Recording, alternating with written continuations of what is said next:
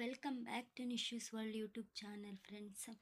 So ನೀವು ಈ first ನನ್ನ ಚಾನಲನ್ನು ನೋಡ್ತಾ ಇದ್ದೀರಾ ಅಂದರೆ ನೀವು ನನ್ನ ಚಾನಲನ್ನು ಸಬ್ಸ್ಕ್ರೈಬ್ ಮಾಡಿಕೊಂಡು ಪಕ್ಕದಲ್ಲಿರುವಂತಹ ಬೆಲ್ ಐಕಾನ್ನ ಕ್ಲಿಕ್ ಮಾಡಿ ಚಾನಲನ್ನು ನೋಡಿ. ಯಾಕೆ ಅಂದರೆ ಮುಂದೆ ನೀವೇನಾದರೂ ನನ್ನ ವೀಡಿಯೋಸ್ ನೋಡಬೇಕು ಅಂದರೆ ನಿಮಗೆ ಬಂದು ಆ ವೀಡಿಯೋಸು ಮೊದಲು ತಲುಪುತ್ತೆ ಅಂತ ಹೇಳೋಕ್ಕೆ ಇಷ್ಟಪಡ್ತೀನಿ. ಕಳೆದ ಪಾರ್ಟ್ 1 ವೀಡಿಯೋದಲ್ಲಿ ನಾವು 40 ಕ್ವಶನ್ಸ್ ತನಕ ನೋಡಿದ್ವಿ. ಅಂದರೆ ಆ ಇ ಉ ಎ ಓ ಇವು ಸ್ವರಗಳು ಅನ್ನುವಂಥದ್ದನ್ನ ಇಷ್ಟನ್ನ ನಾವು ನೋಡಿದ್ವಿ ಕಳೆದ ವೀಡಿಯೋದಲ್ಲಿ.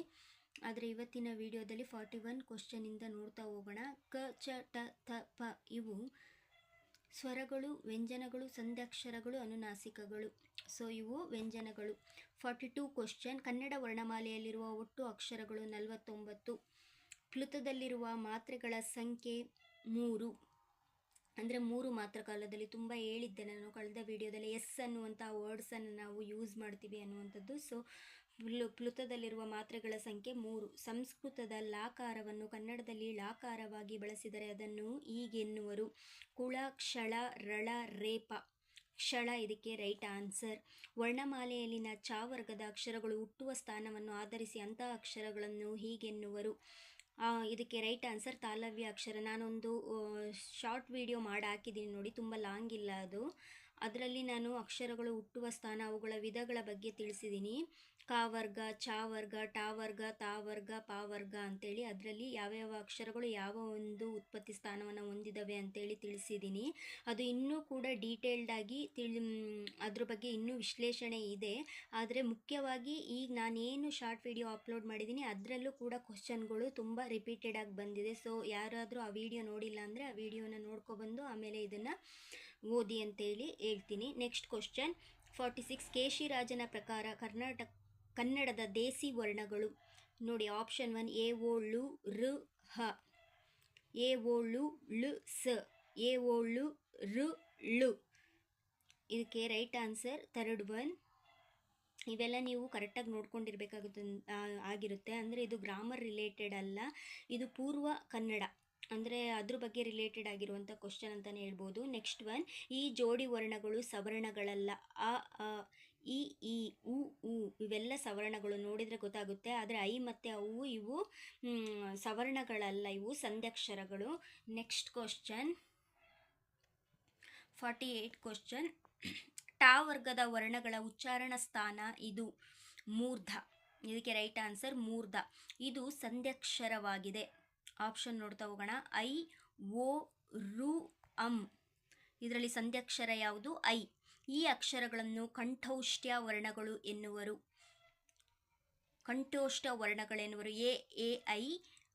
ಆಪ್ಷನ್ 2 ಓ ಓ ಔ, ಐ ಓ ಔ, ಎ ಐ ಔ. ಇದಕ್ಕೆ ರೈಟ್ ಆನ್ಸರ್ ಓ ಓ ಔ. ಅನುಸ್ವಾರ, ವಿಸರ್ಗ ಇವು ಯೋಗವಾಹಗಳು. ಇವು ತುಂಬ ಸಲ ರಿಪೀಟೆಡ್ ಆಗಿದೆ ನೋಡಿ ಯೋಗವಾಹಗಳ ಮೇಲೆ ಕ್ವಶನು. ಇವುಗಳಲ್ಲಿ ಸವರ್ಣವಲ್ಲದ ವರ್ಣಗಳಿವು: ಅ ಆ, ಉ ಉ, ಓ ಓ, ಐ ಔ. ಐ ಮತ್ತು ಔ ಕನ್ನಡ ವರ್ಣಮಾಲೆಯಲ್ಲಿರುವ ವರ್ಗೀಯ ವ್ಯಂಜನಗಳ 1ನೇ ಮತ್ತು 3ನೇ ಅಕ್ಷರಗಳು. ಕನ್ನಡ ವರ್ಣಮಾಲೆಯಲ್ಲಿರುವ ವರ್ಗೀಯ ವ್ಯಂಜನಗಳ 1ನೇ ಮತ್ತು 3ನೇ ಅಕ್ಷರಗಳು ಅಲ್ಪ ಪ್ರಾಣಗಳು. ಹಾಗೆ 2ನೇ ಮತ್ತು 4ನೇ ಅಕ್ಷರಗಳನ್ನು ಹಾಗಾದರೆ ಏನಂತ ಕರಿತೀವಿ? ಮಹಾಪ್ರಾಣಗಳು ಅಂತೇಳಿ ಕರಿತೀವಿ. Next question. ಕನ್ನಡ ವರ್ಣಮಾಲೆಯಲ್ಲಿನ ಯೋಗವಾಹಗಳ ಸಂಖ್ಯೆ ಎಷ್ಟು? 2. ಇದಕ್ಕೆ ರೈಟ್ ಆನ್ಸರ್ 2. ಕನ್ನಡ ವರ್ಣಮಾಲೆಯಲ್ಲಿರುವ ಅನುನಾಸಿಕಗಳ ಸಂಖ್ಯೆ 5. ಅನುಸ್ವಾರ, ವಿಸರ್ಗ ಇವು ಯೋಗವಾಹಗಳು. ಎಷ್ಟು ಸಲ ರಿಪೀಟೆಡ್ ಆಗಿದೆ ಕ್ವಶನ್. ಕೆಳಗಿನವುಗಳಲ್ಲಿ ಸಜಾತಿಯ ಸಂಯುಕ್ತಾಕ್ಷರ ಪದ. ನಾನು ಆಗಲೇ ಕಳೆದ ವಿಡಿಯೋದಲ್ಲೇ ನಿಮಗೆಲ್ಲ ಹೇಳಿದ್ದೀನಿ ಅಲ್ವಾ, ಸಜಾತಿಯ ಸಂಯುಕ್ತಾಕ್ಷರ ಅಂದರೆ ಏನು ಅಂತ ಹೇಳಿ. ಆ ಒಂದು ಅಕ್ಷರಕ್ಕೆ ಅದೇ ಪದದ ಒತ್ತಕ್ಷರ, ಅದೇ ಅಕ್ಷರದ ಒತ್ತಕ್ಷರ ಬಂದಿದ್ರೆ ಅದು ಸಜಾತಿ ಆಗುತ್ತೆ. ಬೇರೆ ಒಂದು ಪದ ಬೇರೆ ಅಕ್ಷರದ ಒತ್ತಕ್ಷರ ಬಂದಿದ್ರೆ ಅದು ವಿಜಾತಿ ಸಂಯುಕ್ತಾಕ್ಷರ ಆಗುತ್ತೆ. ಹಾಗಾದರೆ ನೋಡೋಣ ಬನ್ನಿ. ಇಲ್ಲಿ ಕಾಕೆ ಶಾವತ್ ಬಂದಿದೆ, ಇದು ವಿಜಾತಿ. ಇಲ್ಲಿ ಸಾಕೆ ತಾವತ್ತು ರಾವತ್ತು ಬಂದಿದೆ, ಇದು ಕೂಡ ವಿಜಾತಿ. Next question. ಶಿಕ್ಷಕ. ಇಲ್ಲಿ ಕಾಕೆ ಶಾವತ್ ಬಂದಿದೆ, ಇದು ವಿಜಾತಿ. ಇಲ್ಲಿ ಕಾಕೆ ಕಾವತ್ ಬಂದಿದೆ, ಸೊ ಇದು ಸಜಾತಿಯ ಸಂಯುಕ್ತಾಕ್ಷರ. ಕುಳಿರ್ಗಾಳಿ ಎನ್ನುವುದು ಶಿಥಿಲ ದ್ವಿತ್ವ, ಒತ್ತಕ್ಷರ, ಸಂಯುಕ್ತಾಕ್ಷರ, ಸಬಿಂದುಕಾಕ್ಷರ. ಇದು ರೈಟ್ ಆನ್ಸರ್ ಬಂದ್ಬಿಟ್ಟು ಶಿಥಿಲ ದ್ವಿತ್ವ. ಇದನ್ನು ನೀವು ಗ್ರಾಮರನ್ನು ಡೀಟೇಲ್ಡಾಗಿ ನೋಡ್ತಾ ಹೋದರೆ ಗೊತ್ತಾಗುತ್ತೆ ಇದು ಯಾವ ರೀತಿ ಅನ್ನುವಂಥದ್ದು. ಒತ್ತಕ್ಷರ ಅಂದ್ರೇನು, ಸಂಯುಕ್ತಾಕ್ಷರ ಅಂದ್ರೇನು ಅನ್ನುವಂಥದ್ದು. ನೆಕ್ಸ್ಟ್. ಸೂರ್ಯತ, ಸುಗ್ಗಿ, ವಸ್ತ್ರ, ಅಕ್ಕರ, ಶಸ್ತ್ರ, ಹಬ್ಬ ಇವುಗಳಲ್ಲಿ ಸಜಾತಿಯ ಸಂಯುಕ್ತಾಕ್ಷರಗಳನ್ನು ಬೇರ್ಪಡಿಸಿ ಕ್ರಮವಾಗಿ ಬರೆಯಿರಿ. ನೋಡಿ ಇಲ್ಲಿ ಯಾವೆಲ್ಲ ಒಂದೇ ಅಕ್ಷರ, ಶಸ್ತ್ರ ಇದರಲ್ಲಿಲ್ಲ, ಸುಗ್ಗಿ ಗಾ ಬಂದಿದೆ, ಸೂರ್ಯ ಇಲ್ಲ, ಎಲ್ಲದೂ ಇರಬೇಕು, ಎಲ್ಲ ಪದಗಳು. ಥರ್ಡ್ ಒನ್ ಬಂದಿದೆ, ಗಾಕೆ ಗಾವತ್ತು, ಕಾಕೆ ಕಾವತ್ತು, ಬಾಕೆ ಬಾವತ್ತು. ಸೊ ಇದಕ್ಕೆ ರೈಟ್ ಆನ್ಸರ್ ಬಂದ್ಬಿಟ್ಟು third one. Next 60th question, Kannada ವರ್ಣಮಾಲೆಯಲ್ಲಿ ಎಷ್ಟು ವರ್ಗೀಯ ವ್ಯಂಜನಗಳಿವೆ ಅನ್ನುವಂಥದ್ದು 25. ಇದಕ್ಕೆ ರೈಟ್ ಆನ್ಸರ್. PDO 2017ರಲ್ಲಿ ಕೇಳಿರೋದು. ಆಧುನಿಕ ಭಾಷಾ ವಿಜ್ಞಾನಿಗಳ ಪ್ರಕಾರ ಕನ್ನಡ ವರ್ಣಮಾಲೆಯಲ್ಲಿ ಇರಬೇಕಾದ ವರ್ಣಗಳ ಸಂಖ್ಯೆ 26. ಹೇಗೆ ಇಂಗ್ಲಿಷ್ ಆಲ್ಫಾಬೆಟ್ಸಲ್ಲಿ 26 ಪದಗಳಿದೆಯೋ ಅದೇ ರೀತಿ ಕನ್ನಡ ವರ್ಣಮಾಲೆಯಲ್ಲಿ ಒಟ್ಟು 26 ಪದಗಳಿರಬೇಕು ಅಂತೇಳಿ ಆಧುನಿಕ ವಿಜ್ಞಾನಿಗಳು, ಭಾಷಾ ವಿಜ್ಞಾನಿಗಳು ಹೇಳ್ತಾರೆ. ಚು ಹಾಗೆಯೇ ಜು ನ್ಯ ಇವುಗಳನ್ನು ಹೀಗೆನ್ನುತ್ತಾರೆ, ತಾಲವ್ಯ. ಇದಕ್ಕೆ ರೈಟ್ ಆನ್ಸರ್ ತಾಲವ್ಯ. KSET 2014ನಲ್ಲಿ ಕೇಳಿರೋದು. ಇವು ಘೋಷಧ್ವನಿಗಳು. ಗ ಚ ಬ ಜ್ಞ ಞ ಣ ಕ ಖ ಗ ಗ ಜ ಡ. ಇದಕ್ಕೆ ರೈಟ್ ಆನ್ಸರ್ ಬಂದ್ಬಿಟ್ಟು ಸೆಕೆಂಡ್ ಒನ್, ಖ ಕ ಗ ಗ. ನೆಕ್ಸ್ಟ್ ವಿಡಿಯೋದಲ್ಲಿ ಘೋಷಧ್ವನಿಗಳು, ಅಘೋಷಧ್ವನಿಗಳು ಅಂದರೆ ಏನು ಅನ್ನೋಂಥದ್ದನ್ನ ಡೀಟೇಲ್ಡಾಗಿ ತಿಳಿಸ್ಕೊಡ್ತೀನಿ. ನೆಕ್ಸ್ಟು, ಪ್ರತಿ ವರ್ಗದ 2 ಮತ್ತು 4ನೆಯ ಅಕ್ಷರಗಳು ಮಹಾಪ್ರಾಣಾಕ್ಷರಗಳು. ಅರಮನೆ ಈ ಪದದಲ್ಲಿರುವ ಒಟ್ಟು ಸ್ವರಗಳ ಸಂಖ್ಯೆ ಬಿಡಿಸ್ಬರೀರಿ. ಅ ಪ್ಲಸ್ ಋ ಪ್ಲಸ್ ಆ ಪ್ಲಸ್ ಮ್ ಪ್ಲಸ್ ಆ ಪ್ಲಸ್ ಎ. ಎಷ್ಟು ಸ್ವರ ಬಂದಂಗಾಯಿತು ಅಲ್ಲಿಗೆ? 1 2 3 4 ಸ್ವರಗಳು ಬಂದಂಗಾಯಿತು. ಸರಿಯಾದ ರೀತಿಯಲ್ಲಿ ಕಾಲ ವಿಳಂಬವಿಲ್ಲದೆ ಸೇರುವ ಅಕ್ಷರಗಳನ್ನು ಏನೆಂದು ಕರೆಯುತ್ತಾರೆ? ಕಾಲ ವಿಳಂಬವಿಲ್ಲದೆ ಸೇರುವ ಅಕ್ಷರಗಳನ್ನು ಸಂಧ್ಯಾಕ್ಷರ ಎಂದು ಕರೆಯುತ್ತೇವೆ. ಅಕ್ಷರಕ್ಕೆ ವರ್ಣ ಎಂದು ಕರೆದವರು, ವೆರಿ ಇಂಪಾರ್ಟೆಂಟ್, ಕೇಶಿರಾಜ. ಅಕ್ಷರಕ್ಕೆ ವರ್ಣ ಎಂದು ಕರೆದವರು ಕೇಶಿರಾಜ. ತ ಥ ದ ದ ಲ ಸ ಈ ಅಕ್ಷರಗಳ ವರ್ಣೋತ್ಪತ್ತಿಗಳ ಸ್ಥಾನವು ದಂತ್ಯ. ಥ ಥ ದ ದ ಲ ಸ ಈ ಅಕ್ಷರಗಳ ವರ್ಣೋತ್ಪತ್ತಿಗಳ ಸ್ಥಾನವು ದಂತ್ಯ.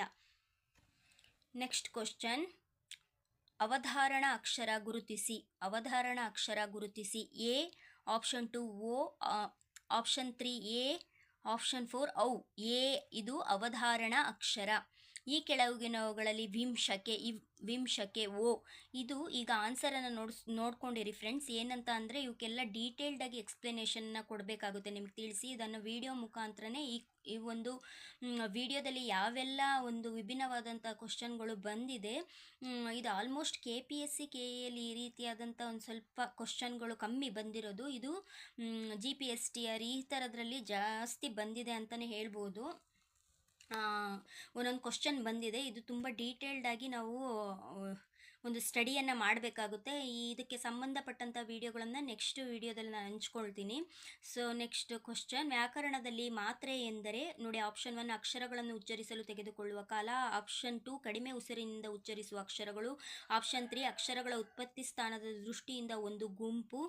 ಆಪ್ಷನ್ 4 ಹೆಚ್ಚು ಉಸಿರಿನಿಂದ ಉಚ್ಚರಿಸುವ ಅಕ್ಷರಗಳು. ನೋಡಿದ ತಕ್ಷಣ ಗೊತ್ತಾಗುತ್ತೆ. ಅಕ್ಷರಗಳನ್ನು ಉಚ್ಚರಿಸಲು ತೆಗೆದುಕೊಳ್ಳುವ ಕಾಲವನ್ನು ನಾವು ಮಾತ್ರ ಕಾಲ ಅಂತೀವಿ, ಅದನ್ನೇ ಮಾತ್ರೆ ಅಂತೇಳಿ ಕರೆಯೋದು.